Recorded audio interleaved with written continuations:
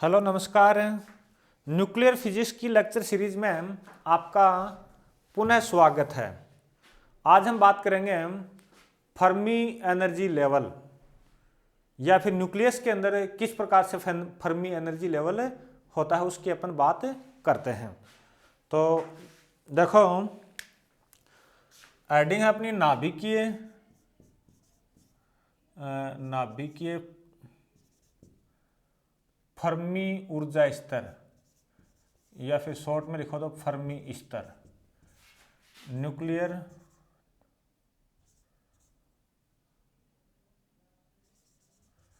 Fermi energy level.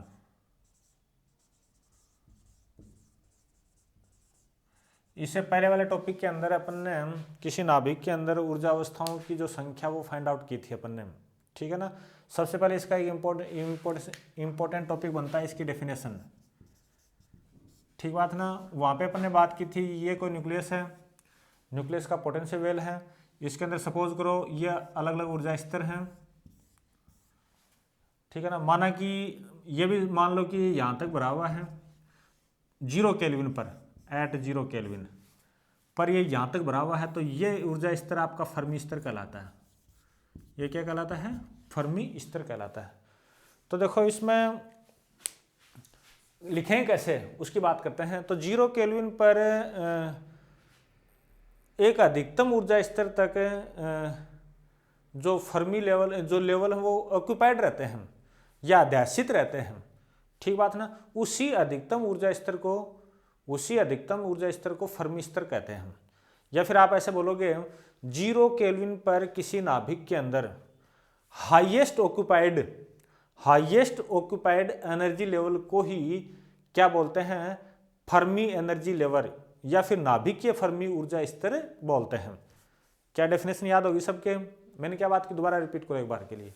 यहां मैंने समझाने की कोशिश ये की थी कि 0 केल्विन तक माना कि यहां तक ये सारे स्तर भरे हुए हैं, ठीक है ना। तो ये आपका क्या होगा? फर्मी स्तर हो गया। तो डेफिनेशन के रूप में आप किस प्रकार से लिखोगे कि 0 केल्विन पर किसी न्यूक्लियस के अंदर हाईएस्ट ऑक्यूपाइड एनर्जी लेवल जो है उसी को क्या बोलते हैं? फर्मी ऊर्जा स्तर या फर्मी एनर्जी लेवल बोलते हैं। मेरे हिसाब से डेफिनेशन आपके याद हो चुकी है, ठीक है ना। अब फर्मी स्तर की वैल्यू निकालेंगे अपन, और वैल्यू आपको हार्ड नहीं लगनी चाहिए। अगर आपने पिछला टॉपिक अगर किया तो हार्ड नहीं लगना चाहिए। पिछले टॉपिक के अंदर अपने dn निकाला था, dn नंबर ऑफ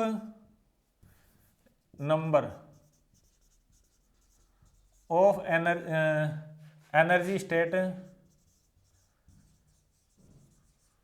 और ये आपका आ गया था लास्ट में dn equal to pi n square dn। ये फाइंड आउट कर लिया था। वहां पर इसके बाद में थोड़ी सी बात छोड़ दी थी, अपने एक जगह पे ये लिखा था कि ne बराबर E इक्वल टू लिखा था पाई square h cross square upon 2ma square, और यहां लिख दिया था n स्क्वायर। यहीं से n स्क्वायर इक्वल टू कितना आ जाएगा? 2ma square upon pi square h cross square, और E आ जाएगा। यह वैल्यू यहां पुट करें। यहां अगर पुट करते हैं तो dn equal to pi n square की जगह तो वो है ही 2ma square upon pi square h cross square, और यहां पर E। फिर बाद में उसका d करना है, d यानी डिफ्रेंशिएट करना उसको। एक सेकेंड, डिफ्रेंशिएट इसको नहीं करना है, एक मिनट रुको। ये लिख दिया d, और फिर n की वैल्यू पुट करो। n की वैल्यू पुट करते हैं तो ये आएगा आपके पास में 2ma square upon pi square h cross square की पावर हाफ, और E की पावर हाफ, ये आएगा, ठीक है। तो अगली स्टेप लिखता हूं, पाई 2ma square upon pi square h cross square E, ये था अपना। इसको डिफ्रेंशिएट करते हैं तो ये तो बाहर आ जाएगा, into 2ma square upon pi square h cross square की पावर हाफ, और इसका करेंगे तो क्या आएगा? E की पावर माइनस हाफ, यहां तक ही है, E की पावर माइनस हाफ गौर करना थोड़ा सा, 1/2 भी तो आएगा साथ में। अरे n x n-1 तो होता है, तो 1/2 ये आ गया और फिर लिखा डी ई। क्या लिखा? डी ई लिख दिया। अब इनका प्लस माइनस करो, कौन क्या बचेगा ये और करना अपन को। तो ये आ गया देखो आपका पाई a²/2। देखो पाई a²/2 मैंने ये लिख दिया, ये लिख दिया है और ये 2 भी लिख दिया है। ठीक है ना, कैलकुलेशन है मेरे हिसाब से आप आराम से कर लोगे। फिर यहां पर कितना बच गया आपका? यहां पर बच गया एक ये भी तो है, इसको निकाल लेते a³ हो जाएगा, पाई a³/2। इसके अंदर बच गया 2m पाई² h×² 2m पाई² h, यहाँ हाफ है यहाँ एक है तो 3/2। e1 और माइनस हाफ तो e⁻½ और डी ई, ये निकाल लिया। आपको निकालना क्या था? आपको निकालना ये है कि टोटल नंबर ऑफ स्टेट निकालना। देखो n = क्या लिखूं, कहाँ तक भरी हुई? अरे मैंने ये बात की थी, ये है शुरुआत, ये तो 0 हो गया और यहाँ तक भरा हुआ है, तो ये एनर्जी कौन सी होगी? Fermi energy EF। तो n = क्या करूं, इंटीग्रेशन dn की वैल्यू पुट करूं तो ये आपके पास में पाई a³/2। अच्छा, और ये भरा जाएगा 2m अपॉन पाई² h×² की पावर 3/2 और इंटीग्रेशन 0 to EF और DE। क्या बात समझ आ गई सबके? मेरे को ये बता दो, ये नंबर ऑफ स्टेट हैं। कौन से नंबर ऑफ स्टेट हैं? कि जहां तक आपका वो ऊर्जा स्तर, एनर्जी लेवल जो है भरे हुए हैं, ऑक्यूपाइड हैं। डेफिनेशन के अंदर साफ साफ लिखा है कि हाईएस्ट ऑक्यूपाइड, यानी यूं समझो हाईएस्ट ऑक्यूपाइड एनर्जी लेवल को ही क्या बोलते हैं? फर्मी ऊर्जा स्तर बोलते हैं। ठीक है ना, तो इसको देखो कैलकुलेट करना, बस कुछ नहीं है। समझने वाली बात हो चुके हैं। इसको कैलकुलेट करेंगे तो n = कितना आ जाएगा आपका? n = ये तो है पाई a³/2 और ये आ गया 2m अपॉन पाई² और h×² की पावर 3/2। यहाँ से कितना हो जाएगा? ये शायद आएगा 2/3 और EF की पावर 3/2। ये आपके पास में आ चुका है। थोड़ा सा और कैलकुलेशन करूँ तो ये 2 से 2 कैंसिल, पाई a³/3 2m अपॉन पाई² h×² की पावर 3/2 और EF की पावर 3/2। अगर आपको फर्मी एनर्जी फाइंड आउट करना हो तो इसी स्टेप को मैं क्या लिखूंगा? EF की पावर 3/2 = कितना आएगा? थोड़ा देखना, ये डराएंगे तो 3n upon pi a³ 3n upon pi a³ और ये आ जाएगा पाई² h×² अपॉन 2m की पावर 3/2। ये भी क्लियर हो गया सबके? यहीं से आप अगर EF लिखते हो तो ये आ जाएगा आपका 3n अपॉन पाई a की पावर 2/3 और ये आ गया आपका पाई² h×² और 2m की पावर कुछ नहीं आएगा अपना। फिर देखो मेरे हिसाब से इसकी कैलकुलेशन आप आराम से कर सकते हो और मैं लिख रहा हूँ, इसको डायरेक्ट लिखने की कोशिश करता हूँ। यहाँ से h×²/2m ये लिखा है। एक तो डायरेक्ट अगर नहीं कर रहे हो तो इसको अंदर लेके आओ। अरे एक तो ये तो निकाल लिया मैंने और ये बाहर कर दिया, ये तो बचा। इसको अंदर लेके आएंगे तो अंदर आएगा 3 पाई³ n और पाई a³ 2/3। एक पाई है वो कैंसिल हो गया, h×/2m तो ये क्या बच गया आपका 3 पाई² n अपॉन a³ और a³ क्या आपका? a³ शुरुआत में आपने देखा होगा तो न्यूक्लियस को अपन क्यूब के रूप में मानते हैं, तो a³ क्या है? Volume of cube. तो ये आपका आंसर हो गया। EF जो है, आपने EF फाइंड आउट कर लिया और क्या फाइंड आउट किया? H cross square by 2m, और यह आ गया आपका 3 pi square N upon V. ये कोई स्टेप दे दो। अब देखो अपने पास में अपन न्यूक्लियस है वो एक स्फीयर के रूप में है, और उसका वॉल्यूम अपन जानते हैं क्या होता है ना। वॉल्यूम भाई ऐसे निकालते हैं, volume V equal to here V क्या आपका वॉल्यूम है,